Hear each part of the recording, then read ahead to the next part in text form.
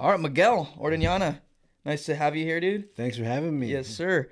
Let's get into how I know you talked about it quite a few times, but can we talk about how the trap cameras work in Yeah. terms of P22 and how that came about? Yeah, so I'm a wildlife biologist, and so I focus a lot of my work on studying really elusive nocturnal animals.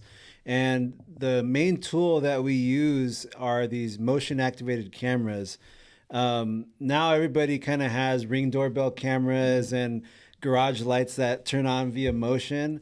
But when they were developed, it was kind of like this really groundbreaking way to like study these animals without really disturbing them, allowing them to do their normal kind of routine.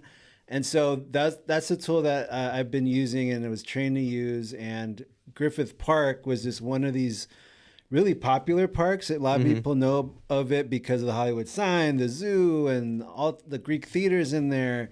But a lot of people didn't know it was a really cool place as far as habitat and biodiversity, and an important place for animals that just really don't have enough space in other parts of LA to kind of do what they need. And wide-ranging animals like bobcats, coyotes, deer only can live in areas where they have enough room to roam, to find territories that they need.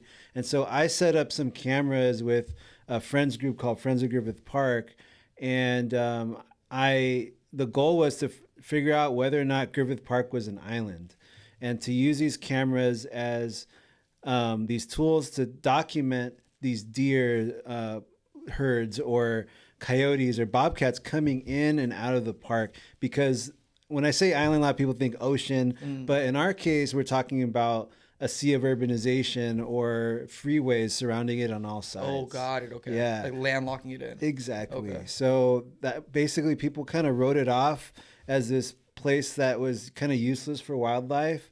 But I grew up going there, so it's kind of a personal thing. But also, based on my knowledge, I knew that some of these animals really could take advantage of it more so than people thought. And so my goal was just to really prove that bobcats were there, coyotes were there, and we're able to get in and out and cross over freeways. So we put these cameras on top of ridge lines that would basically get right up to the edge of the park. And then we also put them on bridges and tunnels that connected the park to neighboring open spaces like the LA River and the Santa Monica Mountains. Oh, sweet. Yeah. So you essentially put these cameras up, and then was there like a cloud-based system where you could just go in and extract it via your laptop, or did you have to go physically? No, yeah, I had to go physically. Okay. And that's kind of the fun of it, Yeah, right? yeah. Like I kind of got into this work because I like hiking and getting outside.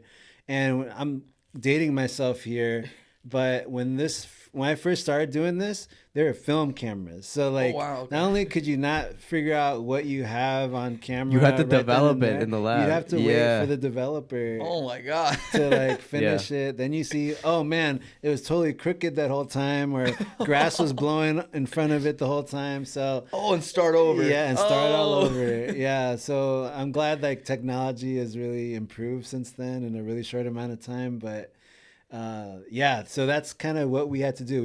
I had to go out and check the cameras, go back to my apartment and like look at the images and see what was there.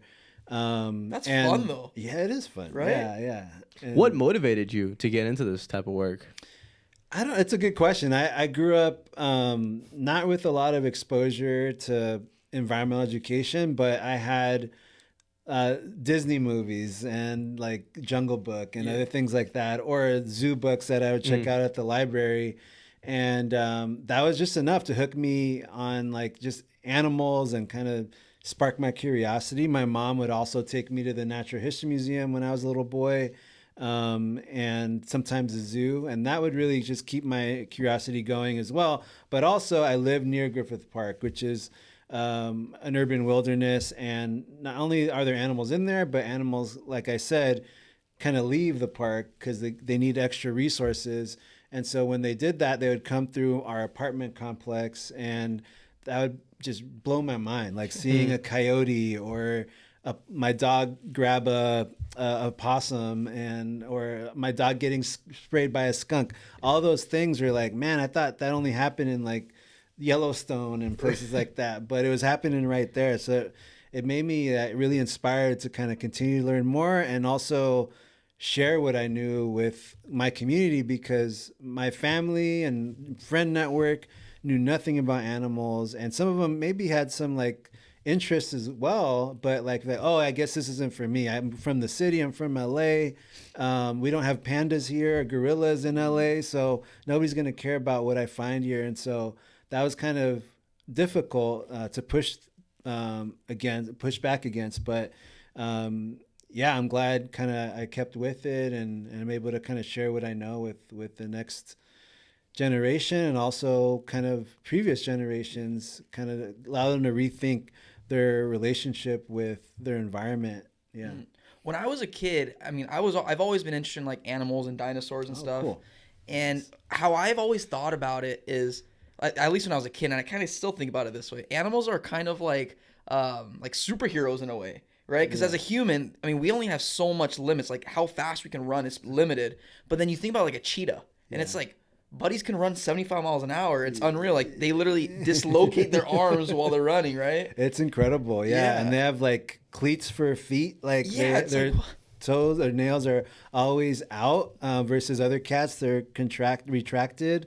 And they have these eye black that built into their face, and really long, slender bodies that allow them to do that. And so just learning like not only that they can do that, but how they're able to do that is amazing. And then like continue to learn, right? Like I thought the cheetah was it, or the peregrine falcon was it. But then as I learned about bats, that the top dog is the Mexican free-tailed bat. They can fly over 100 miles an hour. What? And sustain that speed for miles. So not only do they have the speed, they have endurance that is unmatched. And 100 miles an hour. Mm-hmm. And they've figured that out by actually tagging them and flying a plane alongside them to test that out. So we're not just kind of throwing numbers out there, right? So so they're amazing. And what's cool is that the Mexican free-tailed bat is the most common bat in Los Angeles and urban Southwest. You're kidding me. Yeah. And they're only cruising at night, right?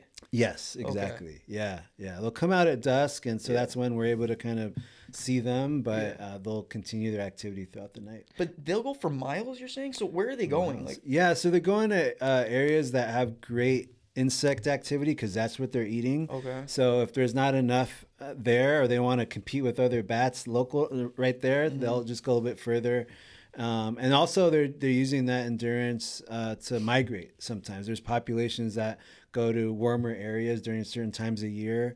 Let's say that they're part of their range is in a colder climate that's very seasonal compared to LA, which is always warm and beautiful. But sometimes they'll need to migrate, and sometimes this is the location they go to in the wintertime. Oh, gotcha. Yeah. How many wildlife animals are there in LA? Is there like a count in total, or if you had to estimate? Man, that's a good question. I mean, if you include insects, there's thousands, right? So it's Now forget about the insects, just animals. Oh, they don't mammals? count. Yeah. They're too inferior. Oh man, my colleagues at the museum would get mad at me right now.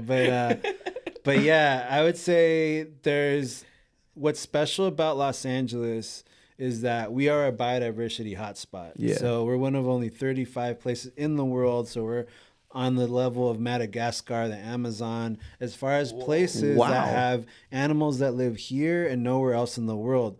But that's exciting and a badge of honor, right? Wow. But the other part of making it to that status is that a lot of that biodiversity has been lost. So over 70% of that has already been taken out. And once they're gone, it's gone, because this is the only place that they occurred. So anyway, so to your question, there are like hundreds of animals that live in LA, and even more plant species that support all that animal activity. Yeah, here in LA. Whoa, County.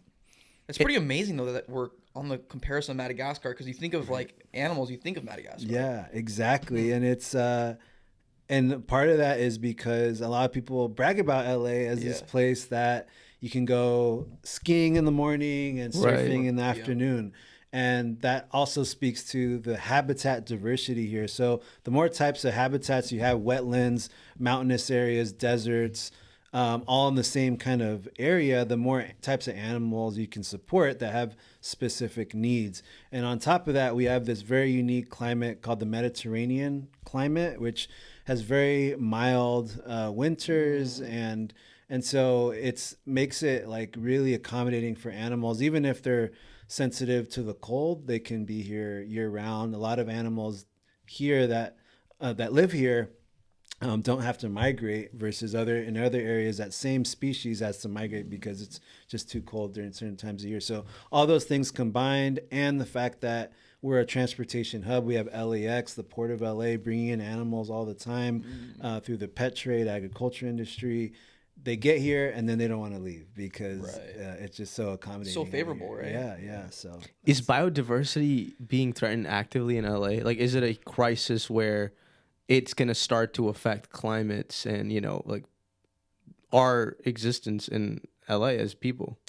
Absolutely, and I think we felt that during the crisis of those fires that we felt really hard, and that is partially attributed to climate change, and then that kind of has a domino effect on the health of the ecosystem when animals are able to live here, because what happens is certain animals or plants, are basically unable to be here anymore, or have to go to higher elevations where it's a little bit cooler. And then that leaves just less diversity here as far as plants. And then that attracts fewer diversity of insects. And the fewer diversity of insects attract a fewer diversity of insect eaters like bats and things like that. And so all that kind of combined kind of leads to less resilient ecosystem, which then leads to erosion, landslides, fire more frequently and more intense fires, because the fuel that's burning is fuel that the soil and the ecosystem isn't adapted to. So it burns too hot, and versus like plants that usually are able to come back after a fire, those plants aren't here and are experiencing heat that's too hot for them to come back from. So yeah, and it's just this kind of combination of factors that ultimately, yes, will affect us, our economy, our safety, and so all that is all connected. And I hopefully, like, people, regardless of your perspective, if you're like all about like, okay, how does it affect my bottom line, or how does it affect my view in the morning, all that has to do with biodiversity. How much the groceries are at the shopping market, that's all affected by how much pesticide we have to use, or we choose to use, because there's not enough bats to kill those insects naturally, or coyotes in the ecosystem to kill all those rats. So the farmers have to pay extra money for all this pest control, and then we are paying for that in the grocery store eventually, or elsewhere. So yeah, hopefully, like, all those connections not necessarily make people like want to hug a coyote. I don't think that's realistic, but at least respect their presence and be tolerant of them, because they have a role. Even though they're scary, they might eat your chihuahua. They're also something that really helps us out and keeps our ecosystem in balance. So with coyotes, where are they in the ecosystem? Like, they're not. Are they apex? In some areas, they are. Oh, they are. Yeah. So urban areas like this, they're considered apex. Yeah. What does that mean, apex? Yeah. Good. Yeah, go ahead. Oh, yeah. Apex is just the top of the food web. Yeah, So right. there's no other predator in the area that will be able to take them out, or is basically having this top-down effect on them. And so they're the ones that are having this top-down effect on other animals, which is a very important role, because then if you don't have a control of the rats or the squirrels, then you'll just have all this kind of imbalance, which will lead to your tomato plants getting destroyed, but on top of that, just less kind of plant diversity and healthiness in the ecosystem. Another impact that is controversial is that a lot of people have pet cats, and a lot of people like to let their pet cats roam outside. And it seems like, oh, I'm doing them a favor. What's actually happening is that there becomes an imbalance, especially if there's not enough coyotes in the area, because then they become the top predator, and the environment is not used to having them as the top predator. So birds that have been here for many generations and lizard species are getting killed in the millions.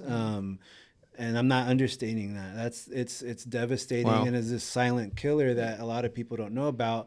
And with coyotes kind of put into the equation, they're able to at least kind of deal with some of that. They're not the one-stop solution for the cat issue, but they are helpful in kind of keeping that at a less devastating rate. So we've got a cat problem here. We basically. do. We have a This cat. guy I hates hate lot of cats. That's urban music to areas. my ears. We gotta get rid of these cats. We at this warehouse, we have about probably a dozen or 2 dozen cats just roaming around. Yeah, I mean it's everywhere. I mean, we have a lot of people that are actively, even if they don't even own the cat, they'll put out food and water, and that just like helps that population explode.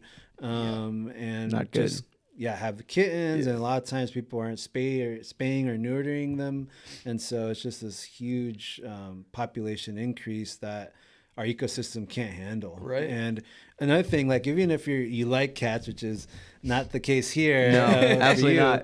but even if you want to be a good pet owner, leaving your cat out is not in its best interest, because it's not only at risk of getting hit by a car or getting killed by a coyote, but also there's a lot of diseases that it can get outside that will, it's not a responsible way to manage your pet. And so if you really want it to get some fresh air, you can put on a leash, which they really don't like, but you can do that if you think they like it. Or you could build these little catio things where they can have these little networks of safe kind of outdoor space. Okay. Yeah. Stay on the coyote topic though. Well, with the cat thing, there's a lady that comes every single day without fail, and she'll just feed all the cats. Oh boy. Feed them all every day, and I never study. I don't really. I mean, it is what it is. She's gonna feed them. She's gonna feed them. Yeah. And she looks at me all crazy, like don't go near my cats, kind of thing. Yeah. And she doesn't know, but because I'm here like until nighttime, and I'll be kind of like chilling, watching the cats and what they're doing, and there's raccoons waiting for the lady to leave, and they'll go down there and they'll start eating all the cat food. Absolutely. And that's how like these disease transfers happen. Like it's sometimes from cat to cat, but raccoon to cat. Cat lady to cat. Cat lady. And let's also be real. There's cat daddies out there too that will be putting out that food and For sure. Being very protective over cats. So that is a really common thing, is like people have their feeding stations. They're really protective. Even when I was doing camera work in a certain park, there were feeding stations there. I turn over the water or and get rid of the food. And right the next day or a few days later, it would be right back there, and there'd be another one just to kind of show me a lesson. So they're feisty, They are, right? So I mean, I think it's about education, because ultimately, if you want to speak to people that are really just protective over cats, hopefully they'll listen to the kind of fact that, hey, like if you really love those cats, like you're actually putting them at risk by doing that. So put your love, express your love in a different way. I gotcha. Yeah. What's the way to deal with coyotes? Because a lot of people listening in may be scared of coyotes. Certainly my family, my sister and my mom get super scared when they hear it was a coyote roaming around. They don't know what to do. So how can, like you said, it's important though to be able to deal with these animals. What do we do if you see a coyote? Well, I think the biggest misconception is that coyotes are all aggressive or dangerous. And yes, I'm not going to downplay the few attacks that have happened, but a lot of times when there is an attack, it is really stemming from some sort of irresponsible human behavior. And sometimes it's in an accident, but sometimes it's on purpose. But ultimately what happens is people feed coyotes or cats. And the coyotes lose their fear of people because they start coming in a closer proximity to people. And even if they don't know your family, they see your family as the same as that person feeding cats and associate them as the same risk. And so when they see your family, they'll be like, oh, that's another human, or whatever they call us. they're gonna give me a handout and food. Two-legged And animal. That's way Yeah. easier than me going and hunting a gopher Right. or a rabbit. So I'm just gonna start approaching these people, and that really will make people afraid because they don't know what the coyote's thinking or doing. And so they just misinterpret that a lot of times as like, oh, this coyote's coming after me and is coming after me because it wants to hurt me. And not to say that coming towards you to look for food is also good behavior and okay behavior, but at least there's an opportunity there still to scare it and like make it fearful of people still. When it crosses the line is that when it actually starts then losing its fear to the extent where it starts going after small children or Right, something babies. like that, which is the extreme case. But the first step usually is people feeding it. And even if your family does the right thing and doesn't feed them, picks up all their ornamental fruit that's fallen off the fruit tree that they're also attracted to, if your neighbor does the wrong thing, You're at stake. it's your whole community, your whole neighborhood, your whole block is affected by that. And so it has to be a community effort, which is a hard thing to ask for people, right? So I think what we ask for at least is just people to get the word out that seeing a coyote across the street doesn't mean that you're in danger. They have also what's called a flight distance. So what they not only have learned on their own, but they've learned from their parents, and there's just multiple generations of kind of learning of like, what's the safe distance between me and a human? And so that could be not within our comfort zone, right? So like they could be to that chair and they know that if this person comes another step, I'm bolting, I'm out of here. But the person doesn't know that. Yeah. And so just that idea of like coyotes have a flight distance. There's certain seasons where they're rearing pups and they're a little bit more protective and aggressive and defensive. And so when they're showing their teeth, you got to think, okay, what time of year is it? Like, am I possibly near a den versus like, oh, this is just a rabid coyote and it's just after me because I'm a human and they're just all mean. So I think it's this whole mentality that we need to work through. But I think the first steps are just explaining what coyote behavior is, what they actually eat, how we can kind of keep a safe distance or a healthy relationship with them. And I think the more kind of we spread that word, the better relationship we'll have and actually continue to benefit from that. Like we don't want rats and et cetera infesting our apartment complexes or homes. And so we do want them there. No matter like you're not really a big fan of coyotes, at least respect their role and what they kind of do for the ecosystem. Are they part of the dog family? They are. They are. Yeah, Okay. they are. We also have foxes in LA, which I didn't know about That's when I was also a part kid. of the dog family? Mm-hmm. Yeah. I Yeah. didn't know foxes yeah. are okay. Yeah. Gotcha. And wolves. Yeah. Yeah. Wolves, right. So yeah, they're all kind of related, and these amazing animals that are really smart, and what allows them to kind of be quite different and usually more adaptable than cats is that a lot of times they'll be able to live in groups. And if that doesn't work out because the area is too urban or whatever, they can work okay alone and regroup. And they also, unlike cats, can eat about anything. Cats only can eat meat. And so that's why So you don't picky. see bobcats and puma. What was that? So picky. Yeah. They are very picky. Yeah, another shot at the cats. Huh? Yeah. So yeah, bobcats are also in the middle of LA, but you don't see them very often at all because they're solitary. They don't live in groups, and they're very territorial. So there's one bobcat for a huge area. So you're lucky to see it. They come out at night. They're only eating meat. So there has to be enough rabbits and squirrels in the area. They can't take over a trash can or a trash dump like a coyote can. So for all those reasons, yeah, they're just a little bit more sensitive. Yeah. You know, so I seen a fox one time in Palos Verdes. It was in yeah. the evening. It was at nighttime actually. It was like 9 or 10, and I parked and I just saw this thing walk and I was like, "Is that a fox?" And I flashed the light to see if it would look at me. And I was like, that is a fox. Yeah. And then coyote. I mean, I see coyotes all the time because I live in Downey right here, but next to the riverbed. Oh, yeah. And so I'll take my dirt bike in the riverbed just to come into the office or whatever. Yeah.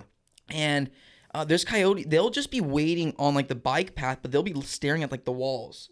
And one day I was like, usually I'll just haul past them 45 miles an hour, scare the shit out of them. But this day I was like, you know, I'm gonna park here and let me just look at it. And he kind of turned and looked at me, and I don't usually feel this way with animals. Like I usually feel like some sort of connection or like warmth, like you could feel with them.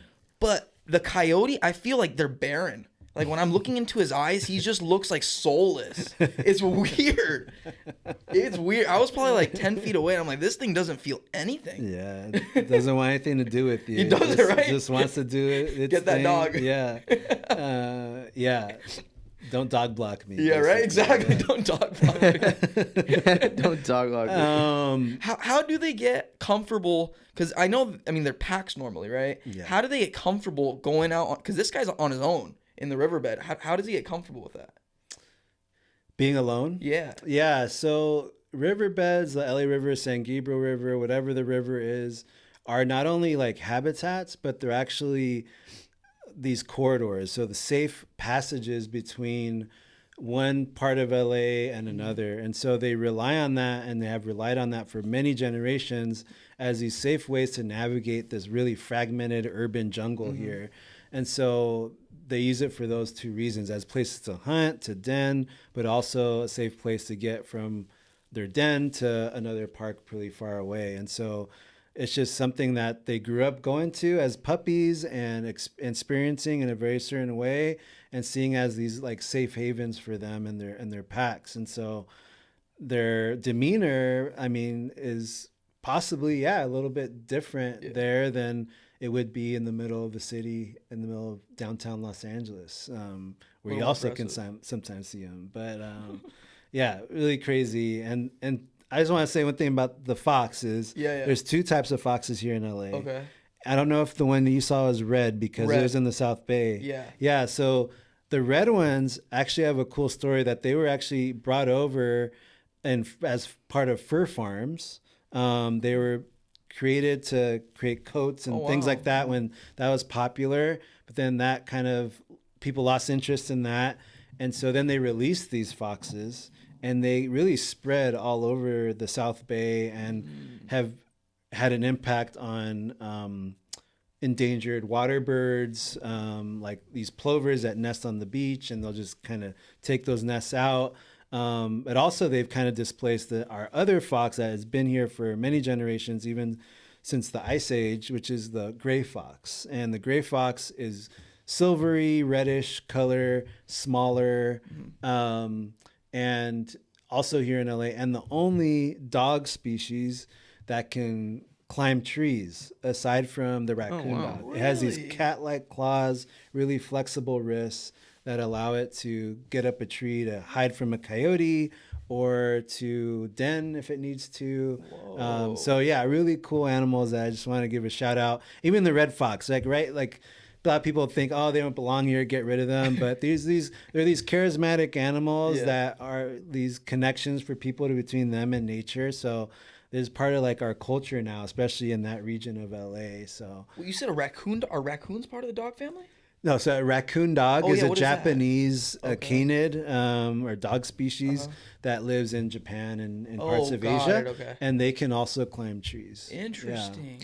In your experience studying animals, is there I mean, all animals are selfish to a degree, including humans, right? We're selfish people to a certain degree. But what has been like what is the most selfish animal species? Oh, wow. That's interesting. I thought you asked me the opposite. Let's see. The most Besides selfish. cats, obviously.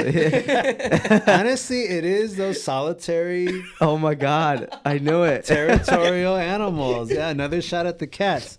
And I'll give you an extreme example that's LA focused. And I mean, when I say selfish, it's like because of desperation. And our local mountain lions here in Los Angeles are on the verge of extinction. So there are still some mountain lions in LA. There are, not in the middle of the LA basin, but in the Santa Monica Mountains. So if you get into like Beverly Hills or Malibu, there's mountain lions there. And then of course there was one for a while in middle of Griffith Park, and then some in the San Gabriel Mountains for sure, and then the Verdugo Mountains, which is in Glendale, Burbank area from time to time. So that's kind of where mountain lions are generally at.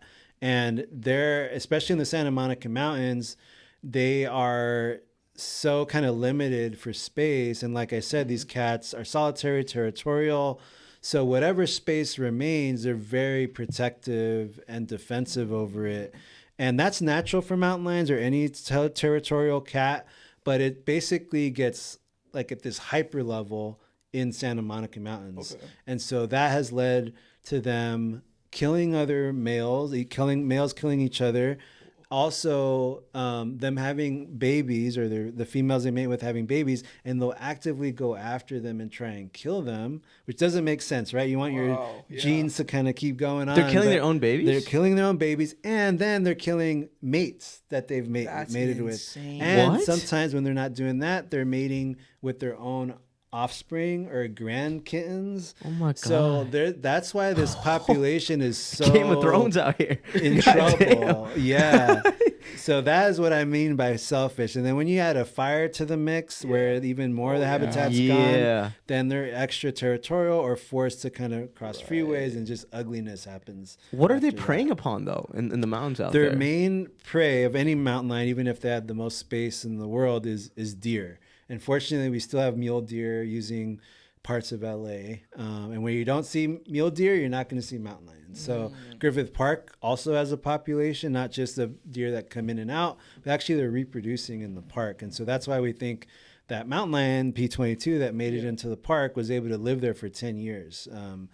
Because of that deer population. And so he had what he needed and didn't have to compete with other mountain lions for it, which is unique. living that bachelor life. Living that 10 years. That's how they're happy. Yeah. That is so when the mountain lions kill, like, say their mate or their kids, do they have the urge to, like, cannibalize on it, or will they just kill it just for the territory reason? I've heard of some situations where they do finish the kitten, or at least some of the kitten. But usually, it's just all about like getting rid of that future competition. And they know that they have that feeling probably that it's not right to eat their own kind. Or I don't know. I don't know what's going through there. I think it's just desperation. How's he going to know that? No, but like, I mean, because in other areas like African lions, for instance, they're prides, right? And so the males will actively kill the kittens of certain females if they think that those aren't their kittens. Oh my god, they're like cubs. Sparta, So then that kind of gets those females to be reproductively active again. So then it's their turn, or they feel like to get their chance. And so that's one motivation for it. It's called infanticide. But when it's also compounded with, there's not enough space, and it's about like, I'm not dealing with that featured competitor. That is brutal. In LA, are there any animals, I mean beyond just LA too, that have migratory patterns, and so they're like seasonal and they come in and they come out? Are there those types of animals? There's lots of birds like that that are here during just certain times a year. There's bats, and bats are pretty well known because they have these more distinct kind of migratory paths. There's also monarch butterfly populations. Some of those are migratory. And I don't know, like people think about connectivity, think, they can fly, but there's a lot of barriers for them. Kind of for a butterfly that small, that light, all this traffic on a 10-lane freeway will just blow them out. And for a bat flying at night with all this 10-lane traffic, it's the headlights, it's the noise. And if they're echolocating to navigate and hunt, they can't hear what they need to hear to do what they need to do safely. And so that makes that freeway a barrier, even though they can technically fly over it. So, but anyway, so the migratory animals are usually using LA during the winter time because wherever they're coming from, whether it's Canada or somewhere else, this is that better option. And others are kind of using this as a stopping point as they go to Central America for that really warm spot to spend during the winter. So they come through the fall sometimes as well. Yeah. So when these bats are using, so I've heard, because everyone says that bats are blind, right? But they're not technically blind, right? That's good. Like a lot of people don't know that. They can see just as well as we can. Right. But when we go out at night when we're driving, you have headlights. If you're walking, you have a headlamp. They don't have any of that. And so they have to figure out something else. And so that's where the echolocation comes in, so they can get a mental picture of what's in front of them using sound. And that was just adapted over time. So my assumption is they don't like to go out during the day because there's probably more predators after them. Yeah. And so they decide to go out at night. And for however reason the adaptation works, they couldn't see anything. So they just developed this superpower. Yeah, exactly. I think it started off as like them not wanting to compete with similar animals on the ground. So then they started going to the trees, and then there's other compares in the trees, so they went to the air, and then then they're like, okay, let's shift to nighttime to avoid all these predators. And the echolocation ability has been with them for millions of years. Like around the time what is the echolocation the extinction ability? of dinosaurs. Around that time, there were bats that could echolocate. There were bats during the dinosaur time period. Whoa! What does echolocation mean? Echolocation is also known as sonar. It's when an animal emits an ultrasonic sound. So ultrasonic means it's above 20 kilohertz. We can hear at up to 20 kilohertz. Above that is called ultrasonic, and when it's above that, you can't hear it because it's just too high pitched. Infrasonic is the opposite. It's too low pitched to hear. And elephants can hear infrasonic sound under the ground using their feet, but bats could hear and interpret, and not only hear it, but like translate that sound using structures in their ear and their brain to create a picture of what's in front of them, and not only like know that that's a moth, and they'll know how far it is, how big it is, how fast it's going, and what direction it's going, just with sound, which is incredible. It's amazing. And there's features in their nose. Sometimes if you Google bats, you'll see all these crazy looking bats with these weird facial features from their nose to their weird ears, and that all kind of has to do with the way they emit or they receive sound. It all plays a part in that. And each bat has a unique echolocation. And so the work that we do at the museum really uses that kind of really species specific feature to learn what bats are living in what neighborhoods and which aren't. And so we've done that across 100 locations in LA, and a lot of community members have helped us, from schools, libraries, people just renting an apartment, and let us put these mics out, ultrasonic mics, and we've been able to learn where the bats are. And basically the bats are everywhere, and at least the Mexican free-tailed bat has been at every single location we've looked at. And again, over 100 locations in any neighborhood you can mention, they're there. But there's certain bats that are migratory or only roost in trees or only eat certain types of insects that will only be in certain habitats, and those are the ones we need to be concerned about. And so, but the first step is just seeing what's out there, and that's what we've been doing. Yeah. Have you heard of this guy? He was on this Netflix thing maybe 10 years ago, but he's blind, and he developed echolocation. Did you hear about this? I've heard about that. Yeah, he plays basketball through echolocation. Like he goes, and he'll visualize things in his mind where everything is, and he'll play basketball. So based on sound feedback, like what? Yeah, I've heard about that. And there's another person as well, I think. That could use clicks. It's insane. And then another thing I wanted to talk about, I don't know how true this is, but there's a bat in the Philippines that's like the size of a human. Is that real? Or? No, it's not. That's not. It's okay. it's the perspective they Batman? took that photo. Oh, is it? Oh. Yeah, it is a big bat. They can have a wingspan of like 4 or 5 feet. Like, okay, those are big. That's giant what I saw. It's 5 foot flying 6. foxes. Oh, there you go. But they put the person and the bat like at a perspective that made it look massive. I was like, what in the world is this thing? A bat as big as a human is just Batman then. At that point, he's just Batman. That's what they're trying to say they discovered. Like people say they discovered. You're Bruce Bigfoot. Wayne. Yeah. It literally looks like it'll pick up a human and like drop him to kill him. Still large. I mean, the wingspan 5'6". Yeah, that's pretty incredible to see. yeah, I was fortunate to see some of those when I went to India. Oh, really? Yeah, That's amazing. They're You've seen huge, that. and you're kind of happy that all they're eating is fruit, right? That's they're amazing, not yeah. picking up little animals or anything like that, like an owl would or Yeah. something. So okay, if you were to just put its feet down at the bottom, how tall would you say? Like like a Okay. I'll say Still pretty about a big. foot. Oh, okay, Yeah. so that's yeah, pretty short. yeah. Pretty That's small still guy. pretty big. A little bit, yeah, for a bat, right? Yeah. Oh, wow. What's like the most underrated animal species that we just don't talk about enough? That I you know, mean- there's got to be some because we hear about the big ones. You know, lions, leopards, Yeah. cheetahs, elephants. Is there like an underrated animal species that humans should know more about, and they're just like versatile? Yeah, I mean, I don't know. Now there's so many little like Netflix docs and stuff, Yeah. but like octopus are extremely intelligent. They can solve puzzles. Parrots, there's certain parrot that can solve puzzles as well. Parrots can and learn talk, to right? talk. Is that- yeah. Those guys drive me exactly. crazy. Yeah. When I hear if somebody has a parrot in their house, I'm like, hell nah. I take a walk down the road and there's this parrot. I'm like, shut up, bro.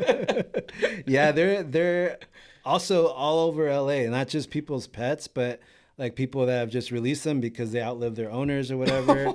Like they just keep spreading, and pet stores that just release them as well. And it's a thing where like there are certain species that are here in LA that are almost extinct in bigger sorry. numbers here than in where they're from, Interesting. because they're going extinct due to deforestation and the pet trade and things like that. So it's weird because now also those same trees, I don't know if you've seen, like they're called silk floss trees. They have the spikes on them. They're green, have these big seed pods. Those are from the Amazon. Those are from South America. And so it makes this place even more accommodating to these parrots that are from there. And it wasn't even meant to be that way. No. It was just random. Random. There's multiple species of these parrots, and there's people now that are like actually studying them to see like, first of all, how are they kind of spreading? What species are living where? That's kind of beautiful though. Yeah, like is LA like this little kind of Noah's Ark situation for parrots, right? So well, it kind of feels like LA is that place for everything then, right? Because humans, I mean, we were talking to a UCLA professor, and he said that LA is super distinct, LA and New York, because it's the only place where you're gonna find people of mixed races, right? Like I'm Mexican and Indian. Like you don't see that anywhere else in the world except like LA or New York. Yeah. And now you're saying this stuff. It's interesting because LA is like that place for animals too. It feels like. Yeah, and I think what we have on our side that New York doesn't is just a more kind of mild and welcoming climate and diverse habitat. Yeah, I don't want to throw any shade at New York, but I'm just saying, Throw it. like, why, like, there's just so much here, and why it just is consistent. Like, we're always finding new animals, and now that we have technology on our side and crowdsourcing, we have this app called iNaturalist that we use where people can take a photo of whatever random plant, fungus, animal they see. They don't have to know anything about it.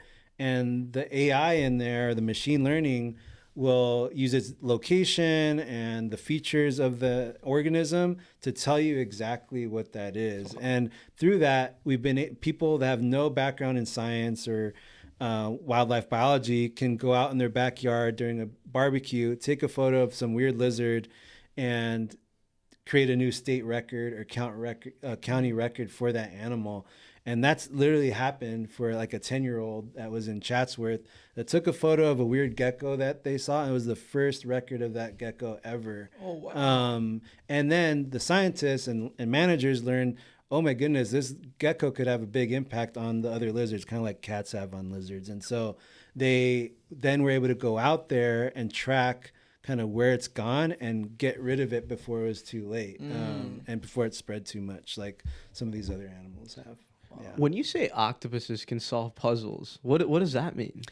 Yeah, they've been put in these kind of scenarios where they have had to like reach some sort of object and like they have different kind of options to choose from, and eventually they'll learn the right option and reach it with their tentacle. I'm not saying they're doing calculus, Rubik's but, cubes. It's Yeah. But yeah, it's really incredible things that you didn't think this little slimy thing that you see in the tide pools could could do. Kind of like how crows Yeah. do those puzzles and rats. Exactly. Yeah. Yeah. Crows, ravens. Yeah. Those, they're Octopus. extremely intelligent animals. And you Ravens said- is a really good shout out. That one's a good one. Yeah, I've Very seen smart. what they can do, and I'm like, are you kidding me? They're like Ravens. genius. Yeah. Yeah. Like, there's some stuff like humans wouldn't be able to figure out. It's like what? Yeah. Well, maybe they could figure it out, but you know what I mean. Yeah. You said elephants have infrasonic. Yeah. So does that mean can they detect like earthquakes? Yeah. Okay. Yeah, before they'll sense it Yeah. before us, and other animals can sense things like that. Dogs too, right? I've heard, yeah. But yeah, elephants can like communicate, not just like sense things, but communicate with each other with these very low rumbles that we can't even hear, that just kind of go into the ground and then travel, and it's incredible. So they're rumbling. I'm assuming from like their gut, kind of, and then is it something they're saying, like speaking out, or is it kind of just through their body?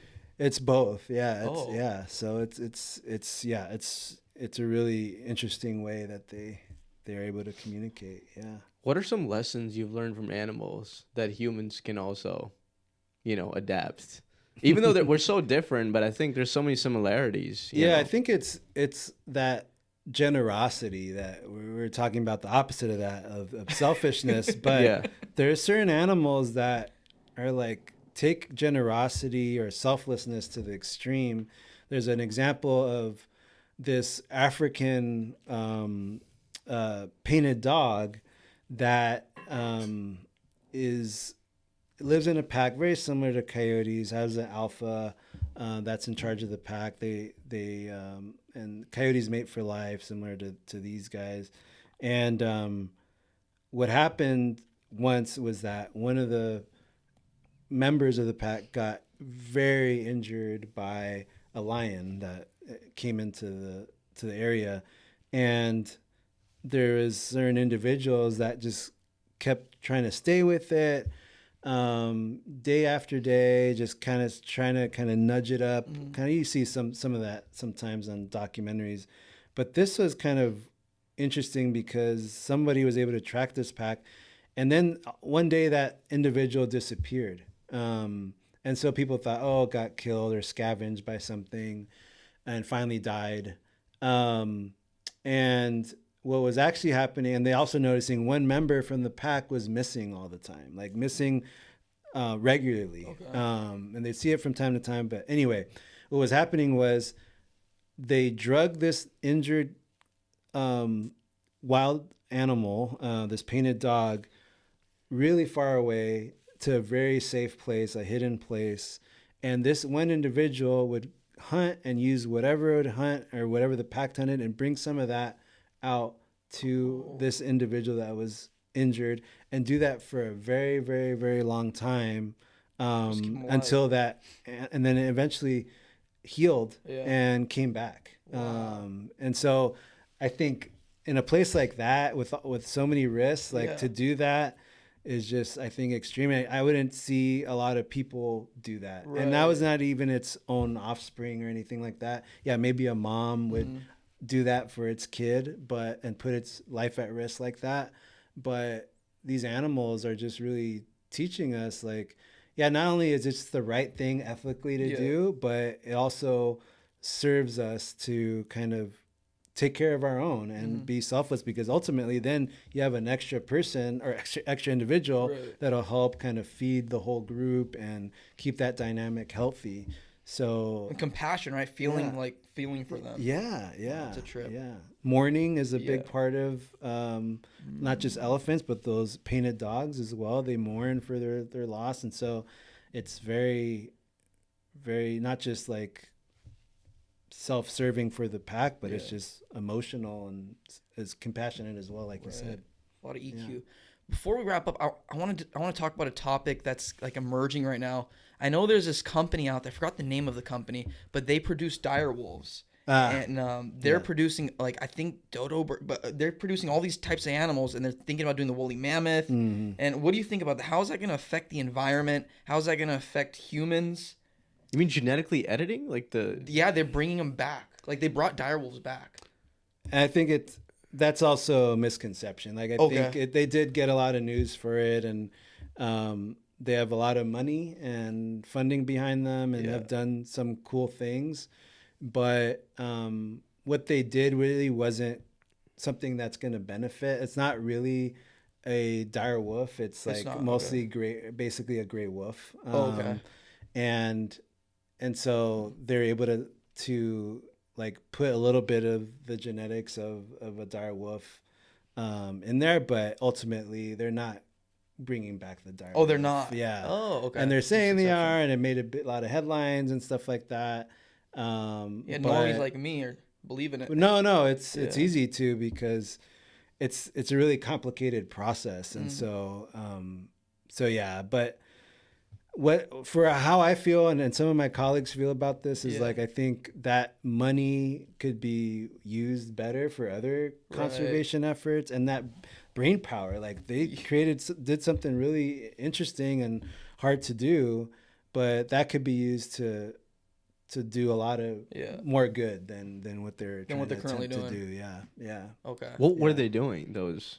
From my understanding, you can speak more on it, but from my understanding, they're trying to like produce technology, or they have technology that supposedly brings back extinct animals. So like, I think their current project is like the woolly mammoth, which is like way before an elephant, right? And has like fur on it and stuff. I don't know why. I think they said they were going to do like some kind of, they wanted like some kind of Jurassic Park land. Yeah, but even, I mean, let's say like they were successful with this effort. Yeah. I mean, I think, what then? Like, what if they really brought back a woolly mammoth, which, I don't know, it would take forever to figure that out and do it the right way.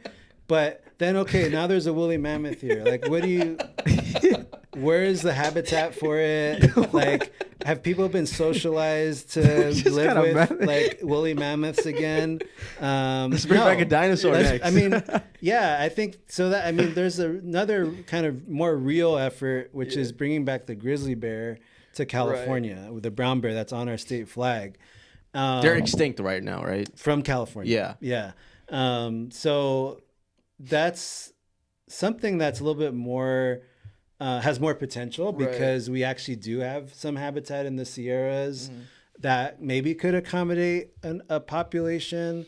But even if real can be done from it. Yeah, even if space-wise we had it, like, you still have to have all the ranchers, all the landowners that surround that area that have to coexist with that animal to be okay with it. Just like this wildlife crossing that they're building in LA that's going to save this mountain lion population.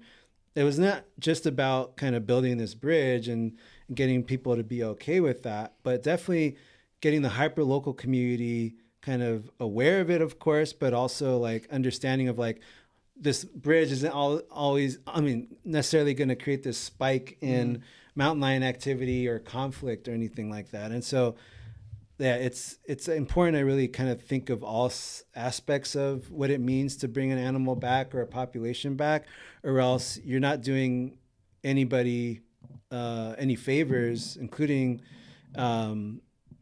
the conservation field or the animals, excuse me, because using all types of money that could be supporting so many other things that lack funding, and then it's going to last maybe a year, and then there's going to be all these people pushing back against it, and it all kind of going nowhere, which is a waste of time and money. Money. Yeah, that is an interesting thing. And about animals, right? Their lives, right? So yeah, 100%. I mean, so in this field, I mean, it seems like there's two frames of thoughts, right? There's like maybe more frames of thoughts, but there's conservationism, and then these guys have like, it's not even really about the animal though, right? It's like, what can we do that causes headlines, that does something different than anybody's ever done? That's my frame of thought with these guys.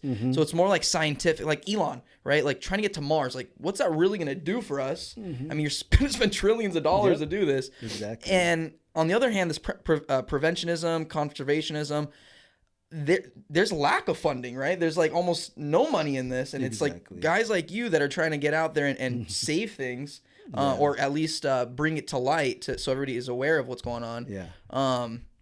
But what do you think there is? Because I don't think with what this guy's doing, in terms of like bringing back dire wolves and woolly mammoths, like there's no monetary value there. Like they're just doing it just to do it, right? Yeah, to prove that there's this option out there eventually, like if an animal like that has gone extinct or about to go extinct, they feel like they're going to be able to kind of keep it along a little bit more. But I think it's really kind of downplaying or minimizing kind of all the work it does to bring a species or a population back. And like I said, it's about the habitat that exists and the genetic diversity as well. Like, so you have a pair, okay, they have offspring. What are they going to mate with themselves? Like it's really a really tricky process that has a lot of risk. And I think there's more kind of risk than reward in those cases. And are they, since they have like,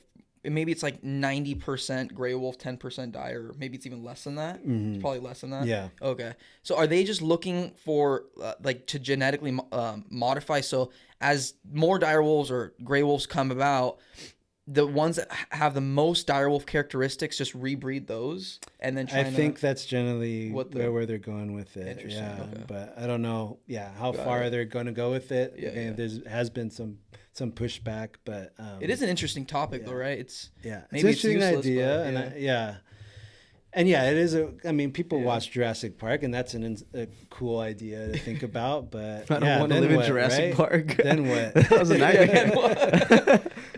Then they come after us. There have been successful conservation projects in LA, though, right? To bring back species, or is that a struggle? So there's these frogs that live in the Santa Monica Mountains and some in the San Gabriels that were on the verge of extinction, and they literally took some out, bred them in zoo in captivity, and also ponds out in the wild. And so eventually they had this really more robust population to put back in the wild, and that has worked. The California condor is probably the most famous example, where the LA Zoo really contributed to breeding them in captivity, to the point where they're able to put some back in the wild. They even used puppet moms to feed the chicks because they didn't want them to imprint humans as their parents. And so that was very successful, and it was a collaborative effort between that zoo and a lot of other zoos, and also different areas where they could kind of be released. And all those kind of have these hiccups in the way, right? So like that program had kind of some barriers because people were using lead in their bullets and killing animals, leaving them out there. And these condors that were finally coming back were getting poisoned by these dead animals they were scavenging on that had a bunch of lead in them. For the frogs, like they did all this great stuff, and then there was a huge fire that ripped through the area. And of course that was because of us. And so, but like these, it's really great to see them. Like they've kept going with these efforts. And of course I got to give a shout out to this Annenberg Wildlife Crossing that is going to be done in December 2nd this year. Nice. And it's been a 14-year effort. And to be at the beginning of that process where people were kind of half listening to this idea and really kind of, making a little bit money from fundraising events. But then P22 Story kind of acted as that catalyst to get it to $100 million of fundraising. And 10 years later, after these two flood events that made them have to basically start certain aspects from scratch, they're almost about to get to completion. And also despite like tariffs kind of coming in due to our new administration and spiking the cost of it up, we did the fundraising that was needed, and it's going to be the biggest wildlife crossing anywhere. And it's going to cross 10 lanes of traffic and hopefully be its own kind of ambassador for other cities that are like, we're too developed to do conservation work. Well, LA's doing it, and we invested in it, and so those other cities don't have any excuse anymore. So that's awesome. It's really, really cool to see that. And just,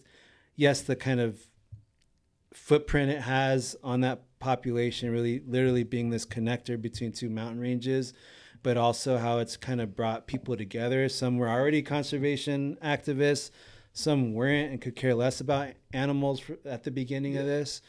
but they're all kind of rallying behind kind of this nature that we're starting to finally take pride in now that we have this P22 story and these other kind of little cool case studies to rally behind. That's awesome. Yeah. Where can people find your work?